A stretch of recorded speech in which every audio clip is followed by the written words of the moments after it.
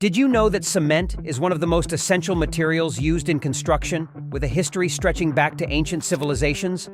For thousands of years, people have relied on this versatile substance to build everything from homes to monumental structures. Hello and welcome to Infio, where today we are exploring the process of cement production. The cement we see around us goes through a complex and fascinating process before it becomes the backbone of our buildings and infrastructure. Let us have a ride inside the cement factory. The main ingredients for making cement are limestone, shale, and marl. Luckily, we can find plenty of these in quarries. But we also need some other stuff like iron ore and gypsum, which we get from mines. Imagine huge trucks, each capable of carrying a whopping 60 tons of raw materials, loading up all these ingredients. Then they're off to the crusher, where everything gets mashed up into rough gravel-like bits. Now let's gather these raw materials. We've got limestone, clay, and a few other materials. They're like the ingredients in a recipe, each one playing a crucial role in the final product. Once we've got our hands on these raw materials, they go through a series of steps to turn them into cement. It's like a magical transformation, but instead of a wand, we've got some seriously cool machinery. This crusher is a beast. It can handle a mind-blowing 600 tons of raw materials every single hour. Impressive, right? The journey begins at a place called the quarry. It's the starting point, the birthplace of all the stuff we need to make cement. It kicks off with a bang, literally. In the quarry, there are these massive explosions. But don't worry, it's all controlled and done safely. These explosions help to blast away rocks and other stuff to uncover the raw materials we need. Once everything's crushed up, the limestone, shale, and marl bits get mixed together in something called the mixing bay. It's like a giant blender making sure everything's evenly mixed. This mixing bay is massive, with a radius of 81 meters and a height of 28 meters. And get this, it can handle a staggering 25,000 tons of mixed materials. But we're not done yet. We need to make sure that the mix has just the right balance of ingredients. So we carefully monitor the chemical composition to ensure everything's spot on. Sometimes the mix of ingredients might not be exactly right. When that happens, we add a small amount of special materials to fix it up. These special materials, like iron ore, get mixed in with the limestone, shale, and marl blend. Then we take this mix and grind it down into a superfine powder called raw mix. This powder gets dried out using the heat from a process called the pyro process. Now here's where things get interesting. Instead of using traditional methods, we use roller mills to grind the mix. These roller mills are more efficient and save about 30% of the electricity compared to the old ways. Once the mix is just right, it's tested again to make sure it meets all the quality standards. If it passes, it's off to the preheater. Next, it's time to heat things up. We throw the crushed materials into a huge oven called a kiln. This bad boy gets seriously hot.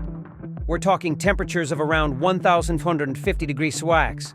That's over 2,600 degrees Celsius.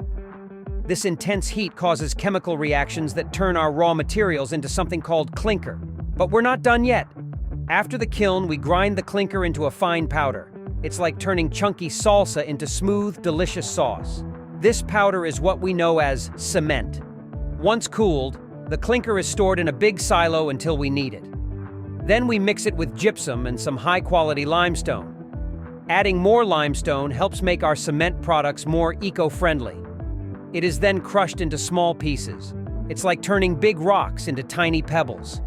This makes it easier to work with and helps ensure everything mixes together nicely.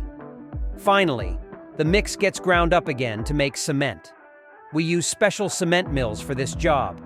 Each mill can produce up to 65 tons of cement per hour. All the cement products we make are stored in different silos to make sure we always have enough on hand. And there you have it. That's how we go from raw materials to the cement we use every day. Cool, right? At every step of making cement, we're serious about quality. We've got a fancy lab with 11 stations where we check over 140 samples every day all week long. We want to make sure our cement is top-notch. Once our cement is tested and approved, it's time to pack it up. We fill up 50-kilogram bags and stack them neatly on pallets. Then, we wrap them up tight to keep them safe from any rough weather. After that, it's off to the trucks for delivery. We also have bulk cement, which we transport by road, rail, or even by sea. Throughout the whole process, our team in the control room keeps a close eye on everything. If anything needs adjusting, they're on it right away to make sure our cement stays top quality. In making cement, we're all about quality. We carefully check samples at every stage in our high-tech lab to ensure top-notch results.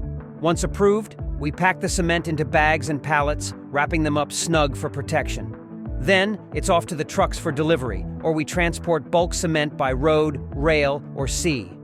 Our control room keeps a watchful eye on everything, ready to tweak any part of the process for quality assurance. From gathering raw materials at the quarry to grinding, mixing, heating, and finally packaging the cement, our goal is to deliver a reliable product every time. If you found this video as fascinating as I did, don't forget to hit that like button below. And if you want to see more amazing content like this, make sure to subscribe to our channel. That way, you won't miss out on any future videos. And why not share this video with your friends and family? Who knows, maybe they'll find cement production just as captivating as you did. Do comment about the most interesting part of the cement production. Thanks for joining us on this journey, and we will see you in the next video. Bye for now.